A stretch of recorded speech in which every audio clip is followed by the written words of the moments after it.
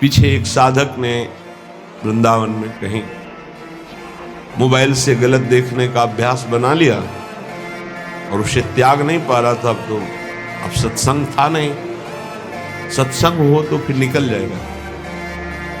वो उसी में डूब गया और अपने शरीर को पूरा कर दिया, अर्थात आत्महत्या कर दिया। एक बार बताया था सत्संग में, वही प्रसंग थोड़ा सा छिड़ा। सब संत भगवान विराजमान, 1000 बार अगर हम गिर जाएं तो भी हमें शरीर छोड़ने की बात नहीं सोचेंगे। गिरता वही है जो दौड़ता है, जो गिरे पड़े हुए हैं, चल ही नहीं रहे, वो क्या गिरेंगे। साधक को हर गिरने में एक उपदेश मिलता है, हमसे त्रुटि कहां होगी। पर यह बल सत्संग से मिलता है। यदि सत्संग मिले तो 1 मिनट में ऐसे सब निराश नहीं होना। किसी भी साधक को ध्यान रखना, हमारा बल भगवान है। कोई हम में त्रुटि है, कोई अभिमान है, कीन हो इस कभों अभिमाना, सुख हो वंचा कृपा निधाना। बहुत ये गूढ़ बात है। साधक में कहीं न कहीं थोड़ा जितेंद्रियता का, साधुता का, दिव्यता का अभिमान हो जाता है। उसका नाश करने के लिए उसको घुटने टेकने पड़ते हैं माया के आगे। तब उसको लगता है नहीं, सर्वलोक महेश्वर भगवान ही मुझे चला रहे हैं, मेरे में कोई सामर्थ्य। कभी ऐसी किसी के साथ घटना घट जाए तो आपको प्रायश्चित होगा, क्योंकि भक्त हैं, आपका हृदय जलेगा, दंड मिलेगा, निंदा होगी, अपमान होगा, लेकिन आपको निराश नहीं होना। आपकी परम पदवी को कोई भी बाधा नहीं पहुंचा सकता। ये ध्यान रखना, हमारे शब्द याद रखना। कभी कदम पीछे मत चलाना, आगे ही बढ़ाना। ये संसार नहीं जानता। तभी हम कहते हैं कि संतों के पास बैठकर जो सुना जाता है उनके अनुभव सुने जाते हैं। शास्त्रों में तो सब लिखा ही है, लेकिन जो शास्त्रों में लिखा है उसका उन्होंने साक्षात्कार किया है, फिर अनुभव करके बोल रहे हैं। तो इस बात को समझे, 1000 बार त्रुटि हो जाए, गलती हो जाए, हम ये नहीं कहते गलती करो, लेकिन 1000 बार गलती हो जाए तो भी हमें प्रभु का मार्ग नहीं छोड़ना और अपने शरीर को किसी भी तरह से बाहरी दंड नहीं देना, आंतरिक दंड देना है। उपवास के द्वारा, कम आहार के द्वारा, परिक्रमा, नाना प्रकार की तपस्या का अनुष्ठान करके भस्म कर दो अपनी वासना को और प्रभु को प्राप्त करो। शरीर छोड़ने से आत्महत्या करने वाले की वो दुर्गति होती, भूत बनता कोई भी हो, चाहे साधु वेश में चाहे गृहस्थ में हो, पक्का समझना। आत्महत्या करने वाले को भूत योनि की प्राप्ति होती है और बड़ी दुर्गति होती है उसकी। एक बूंद पानी पीने को नहीं मिलता। पानी की प्यास की कीमत वही जानते हैं जिनको प्यास होने पर पानी नहीं मिलता। तुम क्या जानो, एक बूंद पानी उस जीवात्मा को नहीं मिलता जो प्रेत योनि को प्राप्त होता है, तो पागल बना घूमता है। फिर किसी निकृष्ट आचरण वाले के ऊपर सवार होकर तब वो अपनी प्यास बुझाना चाहता है। इसलिए इस मार्ग में चलने वाले पथिक को इतनी हिम्मत होनी चाहिए। लोका स्वच्छंद निंदाम विंदधति यदि में किम ततो दीन दीनो। मैं दीन नहीं बनूंगा उस समय। ये हमारी बात को पकड़ना। हमारी निंदा हो रही, तिरस्कार हो रहा, अपमान हो रहा है, अगर गलती नहीं हुई तो दीन बनने की तो बिल्कुल आवश्यकता नहीं। अगर गलती हो गई तो भी दीन बनने की आवश्यकता नहीं। क्यों? क्योंकि कुश्ती लड़ने वाला ही हारता है, देखने वाले तो केवल तालियां बजाते हैं। सदैव विजयी नहीं रहता, कभी कभी दांव चूक जाता है, दोबिया पछाड़ में गिरता है। ऐसे ही है, हमारा युद्ध हो रहा है काम से, क्रोध से, लोभ से, मोह से, मद से, मत्सर से। ये क्या जाने, संसारी क्या जाने। मानो 30 वर्ष लड़ते हुए उसे व्यतीत हो गए, कभी घुटने नहीं टेका, लेकिन अगले मिनट में चूक हो गई और घुटने टेक दिया। अब संसार उसकी पराजय की निंदा करेगा, लेकिन हम उस उपासक को सपोर्ट करते हुए हृदय से कहते हैं, कभी ने घुटने टेका, फिर खड़े हो और दौड़ प्रभु की तरफ, देख तो संसार पर विजय प्राप्त कर ही लेगा। नामे भक्ता प्रणश्यति। ये जरूरी नहीं है कि हम अपने शरीर को त्याग दें, क्योंकि ऐसी गलती, ऐसे प्रायः जिनको सत्संग नहीं मिलता ऐसा कर देते हैं। निष्ठावान त्रिभुवन पर विजय प्राप्त करता है। लोका स्वच्छंद निंदाम विंधतति। चाहे कोई कितनी निंदा करे तुम्हें फर्क नहीं पड़ना है, और फर्क पड़ जाता है तब जब सत्संग नहीं मिलता। ये हम आपको सत्य कहते हैं। सत्संग में बड़ी सामर्थ्य है। संतों के वचन अमोघ अमृत होते हैं। सत्संग ही बचाता है, संत वाणी ही उठाती है हमको। नहीं तो कभी कभी ऐसी दशाएं जीवन में होती है कि साधक निराश हो जाता है। जिसको किसी को कट व्यवहार नहीं करते, किसी से कोई मतलब नहीं रखते, अपना लक्ष्य केवल, फिर भी गाली दे रहे, फिर भी ऐसे ऐसे षड्यंत्र रच रहे, फिर भी प्रतिकूलता। हे नाथ, ऐसा क्यों हो रहा है? ये कमजोरी हमारी है। इस कमजोरी को संत वाणी दूर करती है पक्का। जब जब जीवन में कहीं कमजोरी आई तब तब संत वाणी ने हमें उठाया, संत संग ने हमें उठाया। ये हमने जीवन में देखा। कभी भी हम जहां निराश होने का अवसर आया वहीं संत भगवान पधारे और ऐसे वचन बोले, हृदय गदगद हो। कहीं भी कभी भी कोई भी घटना ऐसी जिसमें हम निराश हैं, सामने देखा है कि संत भगवान खड़े हैं और कोई न कोई ऐसे वचन बोले जिससे निहाल है। तो सत्संग के द्वारा ही हमको ऐसी सामर्थ्य मिलती है कि हम निंदा को सह सके। फिर कह रहे हैं, सर्वम चेता स्यात् कुटुंब किमिव मम ततो दुर्दशाः स्युस्तता किम। मेरे परिवार के सब लोग मुझे छोड़ दें, पक्का छोड़ देंगे, क्योंकि जहां जहां राग है वो हरि हटाएंगे, छोड़ देते हैं। जब आप सच्चाई से भजन करोगे, डरना मत। सच्चाई का जब जिस दिन भजन होगा तो परिवार का राग छूटेगा, पर परिवार में भगवत भाव रहेगा। वही हम कह रहे हैं कि भगवत भाव से प्रीति करो, राग पूर्वक नहीं। राग का नाश, राग होता है आंतरिक, बड़ा सूक्ष्म होता है। ततो दुर्दशा स्युस्तता। सब पूरे परिवार के छोड़ दिए, लोक में निंदा हो रही है और शरीर दुर्दशा को प्राप्त हो रहा है। ये होता है, ऐसी परिस्थिति आती है। इसी में दिव्य शरणागति का उदय होता है। दिव्य शरणागति जिसे भगवान की पूर्णता हो, भगवान जिससे तृप्त हो जाते हैं, शरणागति, वो शरणागति इसी में होती है। लोक में निंदा हो रही, कहीं रहने का ठिकाना नहीं, कोई भी प्यार करने वाला नहीं, जिधर देखो तिरस्कार, और कोई अपना सृष्टि में कहने वाला नहीं। पूरी सृष्टि में कोई एक अपना कहने वाला नहीं। ये स्थिति आती है, स्थिति उस समय आर्त भाव से जो होता है वो शरणागति। जैसे गजेंद्र को कोई अब सहयोग देने वाला नहीं, अगले झटके में डूब जाएगा। अब याद आई हरि, अब वो शरणागति, एक सेकंड नहीं लगा, भगवान उपस्थित हो गए। हमारी बात समझना, ये शरणागति पढ़ लिख के नहीं होती, ये परिस्थिति पैदा की जाती है। जैसे अभी एक उपासक, घर बार त्यागी, वैरागी, बड़ा ही सेवक, भगवत मार्ग का पथिक, कुछ दिनों से साधारण शरीर में अव्यवस्था हुई और कल फाइनल हो गया कि गलित कुष्ठ। बहुत पुराना प्रारब्ध जागृत होता है। जैसे भीष्म जी 6 महीना बाणों की शैया पर, बाल ब्रह्मचारी, नैष्ठिक परम तप में युक्त, ऐसे ही जब हमारी भगवत प्राप्ति का योग बनता है, पक्का दिमाग में बैठा लो। कल या परसों कह रहे थे कि एकांत में सोचा करो कभी कभी कि अगर हमें कैंसर हो जाए तो, हमारी आंखें फूट जाए तो, कल ही आ गया रिपोर्ट या एक साधक को गलित कुष्ठ हो गया है। ये हम इसीलिए तैयार करते हैं, जैसे आर्मी के नहीं तैयार करते कि अगर कीचड़ में फंस गए तो कैसे निकलना है, पहाड़ में फंस गए तो कैसे चलना है, कैसे आपको चढ़ना है, कैसे दौड़ना है। ऐसे ही परमार्थ की ट्रेनिंग है।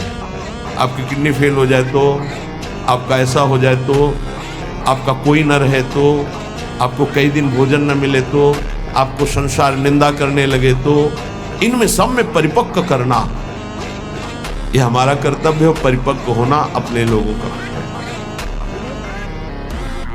अब वो साधक व्यथा तो होगी कि गलित कुष्ठ का मतलब अभी तक तो मेरी दृष्टि में इसमें कोई भी औषधि का योग नहीं देखा था। अब नया चल पड़ा हो तो नहीं कहते, जैसे किडनी फेल होने का मतलब है मृत्यु, लेकिन अब डायलिसिस चल पड़ा है, उससे जब तक जिलाए तब तक जी सकते हैं जब तक योग है। तो कल इसी सीढ़ी पे बैठकर सो समझा है कदापि शोक,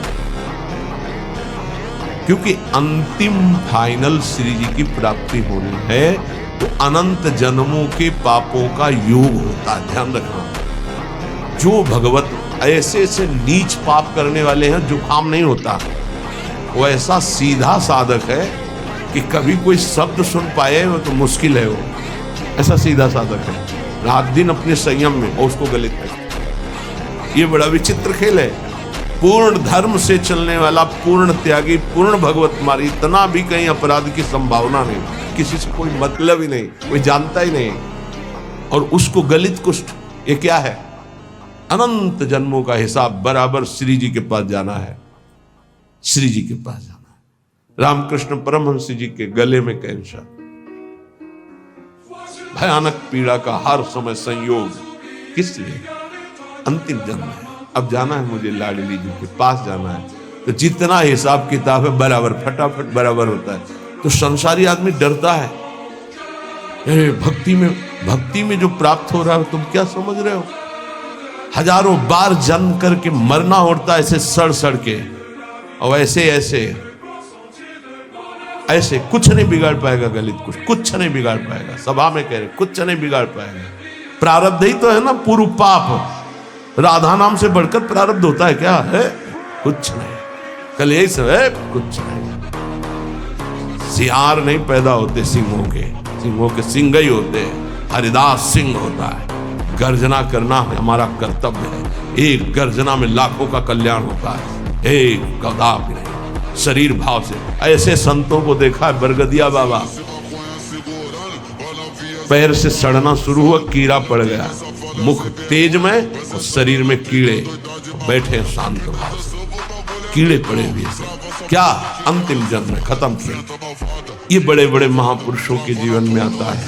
यदि आप भगवत मार्ग में, अभी 1-2 दिन पहले कहा था, यदि बैलेंस बना के चलोगे तो कोई बाधा नहीं। क्या? राधा राधा राधा राधा राधा, लड़का बच्चा परिवार भोग सामा। और जो अगर इसमें आ गए कि आपसे कुछ नहीं चाहिए, केवल आप चाहिए, फिर तो हिसाब किताब लंबा पड़ जाएगा। क्योंकि उनके गले लगने के लिए फिर कोई कर्म संस्कार नहीं बकाया रहेगा। पूर्व संचित क्रियमाण प्रारब्ध सबका विध्वंस होगा। अब विध्वंस का खेल मचेगा तब सच्चिदानंद के गले लगोगे। तभी कहा नारायण अति कठिन है, हरि मिलन की बाट, या में पग पीछे धरे प्रथम शीश दे काट। ये आज आप जीना है तो कष्ट में जीना है, पूरे शरीर में। या सब शुरू हो गया। इसलिए घबराना नहीं है सुन करके कि भगवान की प्राप्ति का मतलब है गलित कुष्ठ रोग हो जाना, किडनी फेल हो जाना। तो और सब अमृत पी रहे हैं क्या? आप देखो अस्पताल बड़े बड़े भरे। ये आखिरी जन्म है भक्त का, इसलिए बहुत जल्दी डॉक्टर के पास रहोगे तो डरोगे नहीं। सत्संग सुनते रहोगे ना तो तुम डरोगे नहीं तो डर जाओगे। इसीलिए जल्दी कोई श्री कृष्ण से मिलना नहीं चाहता। ये बड़े खिलाड़ी हैं। यहाँ लगन सबको ही कहे, लगन कहा वैसो जा, लगन में तन मन डारे खोए। आपसे प्यार किया है, नरक भेजो। अब इन धमकियों से हम डरने वाले नहीं। वो आपको दौड़कर गले लगाएंगे, यही लगाएंगे। दे आप भी नहीं रोक सकते। बोले इतना गरज कर कैसे बोल रहे हो? गुरु ने मंत्र दिया है हमको इनको वश में करने का। ये जो मंत्र है जानते हो इसे क्या कहते हैं? निज मंत्र। वो मंत्र जैसे हाथी को अंकुश वश में कर लेता है, ऐसे हरि को मंत्र वश में कर लेता है। गुरु मेहरबान हो गए तो चेला पहलवान हो गया। अब हरि भी नहीं रोक सकते अपने मिलने से, अब हरि भी नहीं रोक सकते अपने मार्ग में। क्यों? गुरु ने। हाँ बस गुरु केवटिया से मिले रहना, कुछ लेना न देना, मगन रहना, निश्चित पार हो जाओगे। सुना था एक राधा कुंड के भगवान संत की चर्चा में कि गलित कुष्ठ आया कहा 12 वर्ष का। हाँ, तो अपने लोगों के पास नहीं आएगा, अपने लोगों के पास ऐसे आता है, पूरा आके चढ़ बैठा। जब चढ़ बैठा है तो राधा के लिए कुंज का स्वरूप वो जानता नहीं है, स्वागत उसका बढ़िया होगा, कुछ नहीं होगा, देख लेना। हम क्या कह रहे, कुछ नहीं होगा, देख लेना। क्या होगा, श्री जी गले लगाएंगे। संसार क्या करता, बोले स्यात् कुटुंबम किमिमम ततो दुर्दशा। दुर्दशा देखकर परिवार के लोग भी हट जाते। पक्का ये खूब देखा है। 2-4 दिन वाली प्रियता बात अलग है, या बहुत बहुत जननी थोड़ा प्यार, फिर इसके बाद कोई प्यार नहीं। संसार पक्का। आप लोगों को भूल भुलैया में फंस रहे हो, इसलिए ऐसा लगता है, नहीं अपने जीवन में देखा है और पक्की बात है, कोई अगर कोई प्यार करता है तो भगवान, अगर कोई प्यार करता है तो भगवान जिससे प्रेरित करते हैं वो अन्यथा नहीं।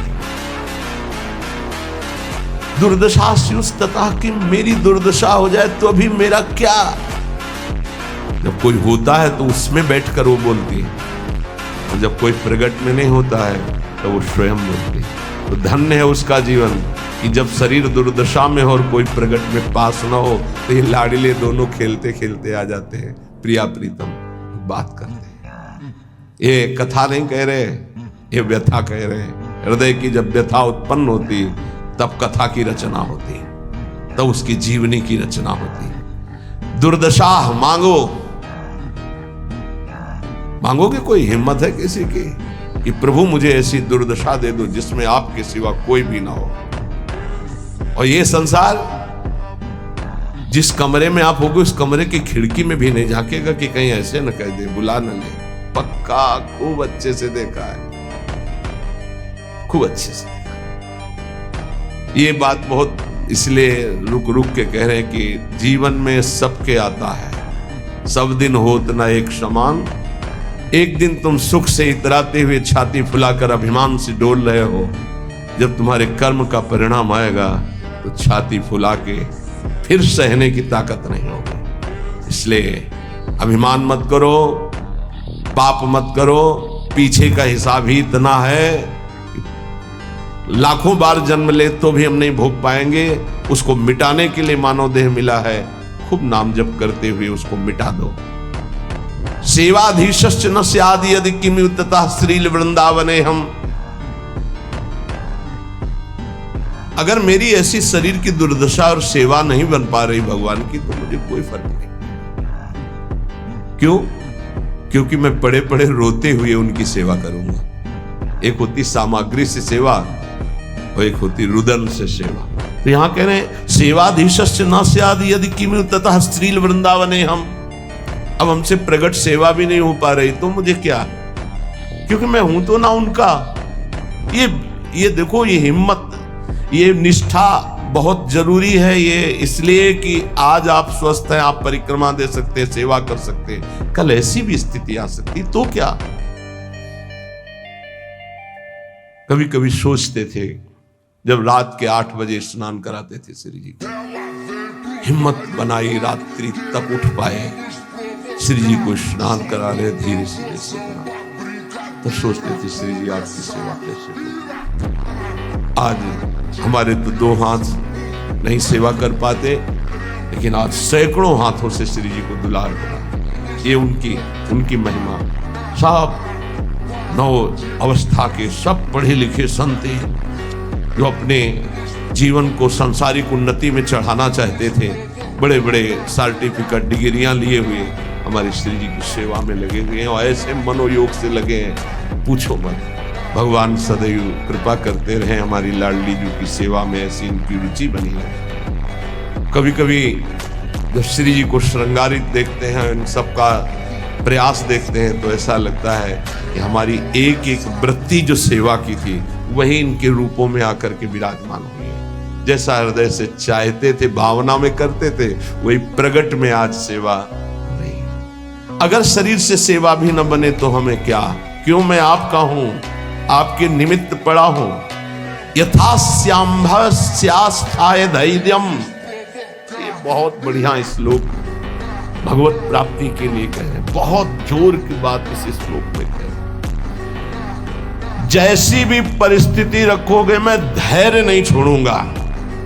हे हरि, आपसे है, आप जैसी परिस्थिति देना चाहो दे दो।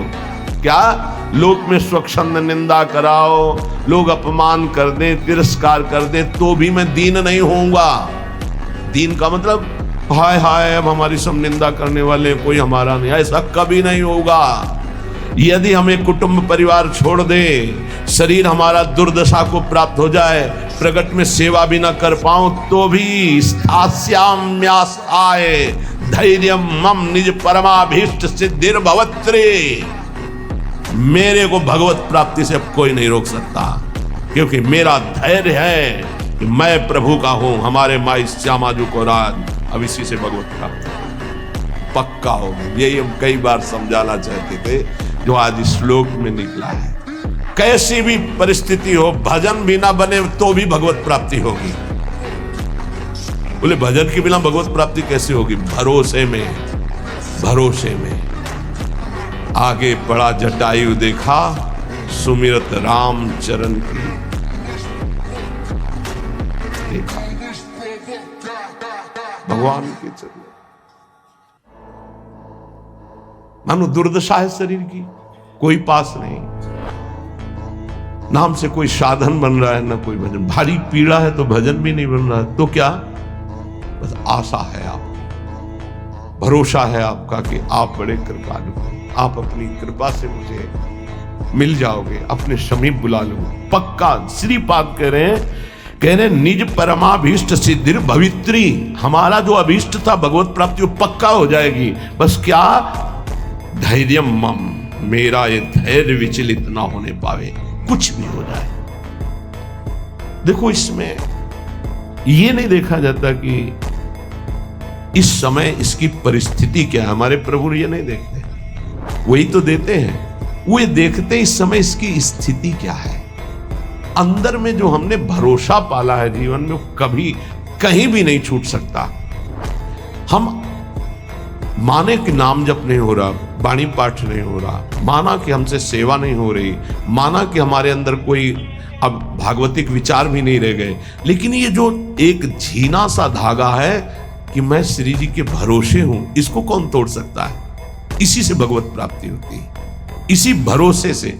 व्यास भरोसे कुंवर के सोवत पांव पसार, अर्थात मैं निश्चिंत होकर पड़ा हूं, मुझे निश्चित भगवत प्राप्ति होगी। जो श्रीपाद करे मम निज परमाभीष्ट सिद्धिर भवित्री, बहुत जोर की बात है। हर उपासक के लिए ये अध्यात्म की चरम सीमा की स्थिति की बात है। इस पर विश्वास कर लो अगर कर पाओ।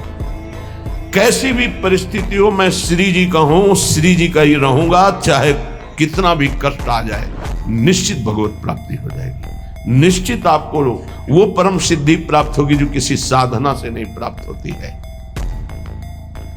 जब तक शरीर स्वस्थ है तब तक कचाई न रखो। कल चर्चा हो रही थी काचे धर्मी की, उसमें जो शेष है उसको श्रवण करो तो कच्चाई दूर हो जाएगी, तो निष्ठा आ जाएगी, सच्चाई धैर्य आ जाएगा। श्री सेवक जी महाराज कह रहे हैं कि जब आपने शरणागति हरिवंश चंद्रजू की ले ली, ध्यान से सुनिएगा, लोगों के मन में कई तरह की शंकाएं रहती हैं, इनका त्याग कर दो। गीता जी में भगवान ने कहा ये यथा माम प्रपद्यन्ते तास तथैव भजाम्यहम्, मुझे जैसे जो भजते मैं उनको वैसा ही भजन में अनुभव हो। अब आप प्रभु को पत्नी रूप से भज रहे हैं तो वही बैठे हैं तुम्हारे पास, तुम्हें समझ में नहीं आ रहा। पुत्र रूप से भज रहे हैं तो पुत्र रूप में वही बैठे हैं।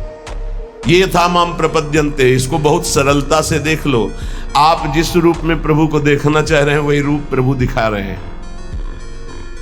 अब हम निकुंज उपासी हैं, हमारी उपासना का एक विशुद्ध मार्ग है। क्या विशुद्ध मार्ग है?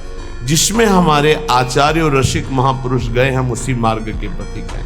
हमें बाहरी उपदेश नहीं सुनना। क्या बाहरी उपदेश?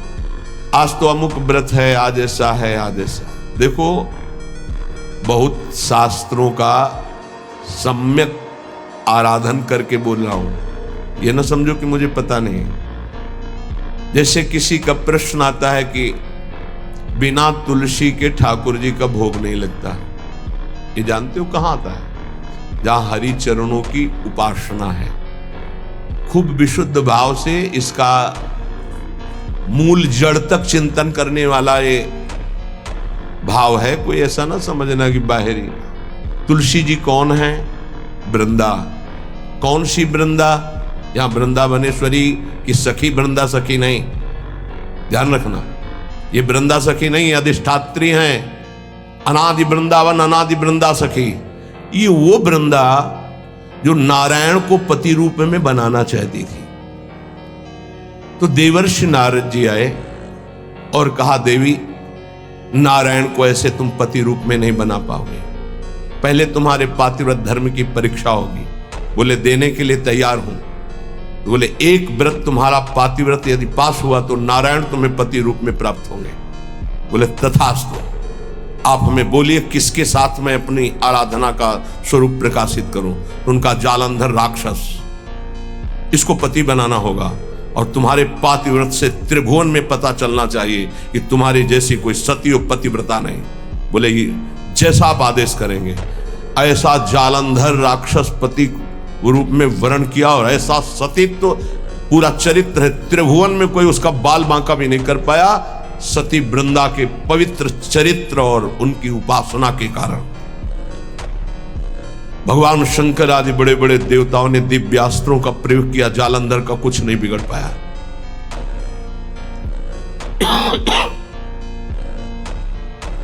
भगवान श्रीहरि से प्रार्थना की।